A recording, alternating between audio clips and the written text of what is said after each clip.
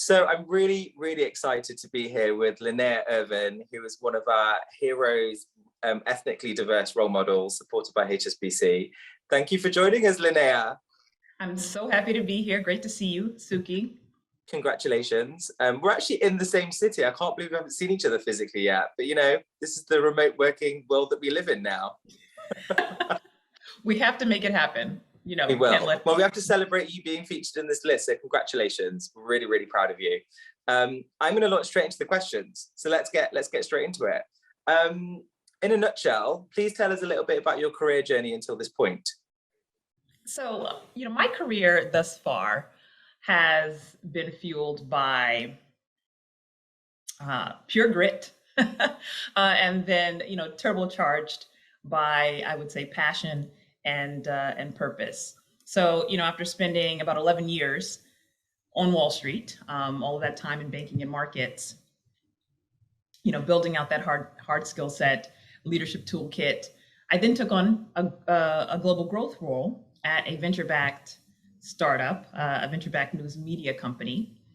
And, you know, now as leader of a 17-year-old global think tank, I have an opportunity to bring that corporate skill set to advance work that's truly at the intersection of business and inclusion. Thank you, Lanaya. I'm sure everyone watching and me as well, we'd love to know, what did you want to be when you grew up, when you were younger? Well, actually, I wanted to make films and to be a ninja. So, you know, as a young person, I read, I used a written word to articulate my dreams. I was absolutely obsessed with visual storytelling and Bruce Lee. And so, you know, while other children were interested in becoming teachers and firefighters, I wanted to make movies. I didn't end up making movies, but I do have a black belt. So yes, so you know we'll meet it halfway. And today, of course, many years later, we live in a world that celebrates, you know, that finds real power in personal and visual storytelling. So it's a part of our daily lives, and so that bite-sized content we've all become obsessed with. It's a great way for us to connect with folks across lines of difference. So. Totally. I mean, you are a person of many talents. I did not know you were a black belt. That's amazing. And it's not too late to make films. You can still do it. You're still incredibly young. So, you know, we're all rooting for you if you do. What's the biggest risk you've ever taken? And what's your greatest career achievement? Greatest risk was probably proposing to my wife while she was on an empty stomach. She was starving and ready to reach the restaurant we were heading to in Paris. I'll be honest, that was a risk. But as far as my career, I believe that our careers are more of a result of our collective decisions. You know, the decisions we're making each day. A result of those over time. So the ways we connect to the moments where there's an opportunity to lean in, the ways we prioritize our self-worth, right, and place value on our skill sets, while of course, you know, championing others and the growth of others and creating conditions for them to thrive. But when I think about, kind of achievements, I'm actually excited about the work that we get to do each and every day at Coqual. I've had some amazing roles in my life, but I think it's a really great opportunity to impact, kind of corporate leaders, to impact the lives of talent all over the world. And so, you know, I would consider that one of my greatest achievements. And many more to come, no doubt. So we're excited to see what you do. In a short sentence, what would you tell your 18-year-old self if they could see you now? I tell them, never lose your magic. You know, you've yet to flourish. And one day, we, if I speak in the collective we with my younger self, you know, we'll get to lead alongside other dreamers, creators, change agents, you know, all committed to making the world a better place. Love it. How has your personal journey informed the way you navigate your career? Well, my personal journey, that my lived experiences, they've definitely shaped the way that I lead, and shaped the way that I collaborate. Um, it's interesting because my identities are very much intersectional, and of course that shapes the lens through which I see the world, right? And that's a source of power for me, right?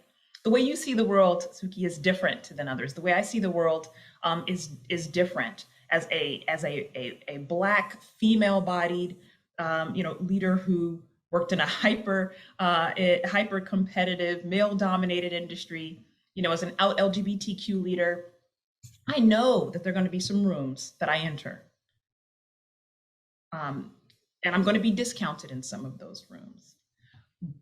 But when I think about the way I navigate my career, I know what it's like to be the only Black body in a room or female of my title on a floor. And so when I'm managing teams, you know, when I'm interacting with kind of clients, I'm aware in some cases it might be the first time they're being managed by a Black person, right? Or a deal's being run by an LGBTQ person who wears menswear most of the time, right? And so I'm acutely aware of the power of that difference, and it shapes my interactions, right? It requires heightened awareness of the way I cultivate culture on teams, the way I navigate my career in the spaces I find myself in. And so, look, I mean, I think about my lived experiences. Yes, I've experienced microaggressions and the like, but I actually value the difference, or the power that difference has yielded in my career thus far, at least. Fantastic. How has connecting globally with people in other countries or regions influenced your thinking or approach? Mhm. So I've traveled a lot, especially during my time at the bank. Or pre-pandemic? You haven't traveled lots in the last 2 years. All right, pre-pandemic, right? Now we just travel from Zoom to Zoom.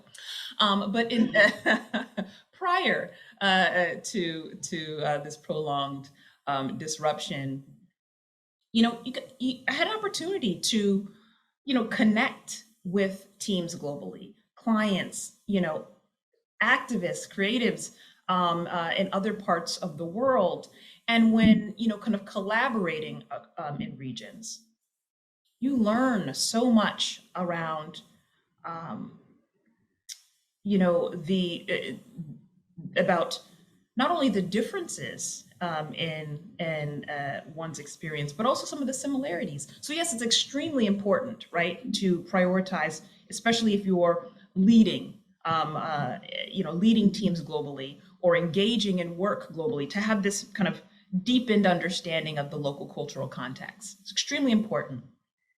But during my years of travel, I also learned that regardless of the country, regardless of the regions, right?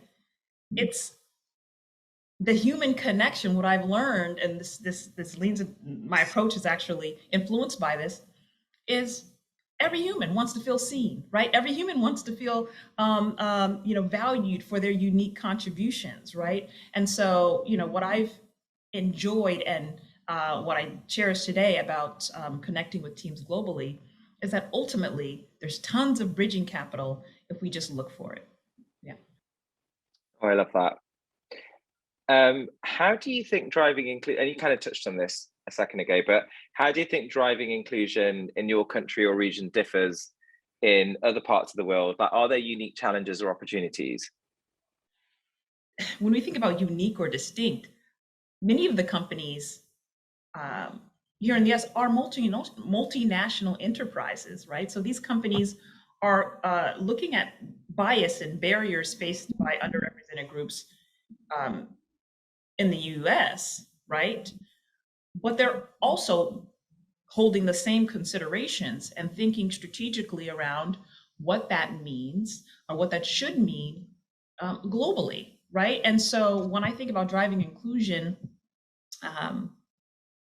region to region, whether it's the pursuit of equity or fostering a sense of belonging, foundationally, the goals are the same, right? You want to uncover where the barriers are, right? Any behavioral or structural realities that really impact one's ability to thrive, right? You want to look, at ways certain groups are kind of resting in the margins and could be better supported.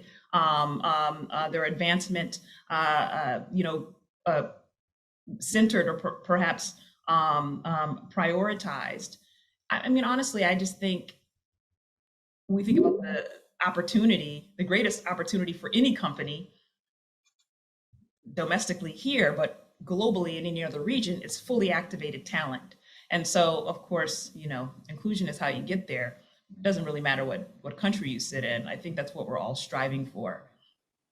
Yeah, and you're right. And I think when it comes to inclusion, and it depends on also the demographic you're talking about. So with LGBT plus, as you and I both know, different countries are at different stages of, say, acceptance, legality, politically, economically for our community.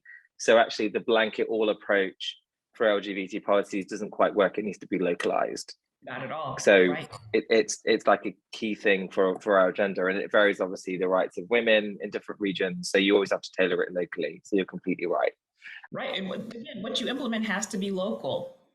Your intentions and your objectives can be an enterprise-wide goal of greater equity, goal of greater sense of belonging, but you're going to have to tailor, your approach and intended kind of near-term or longer-term strategies on the local context.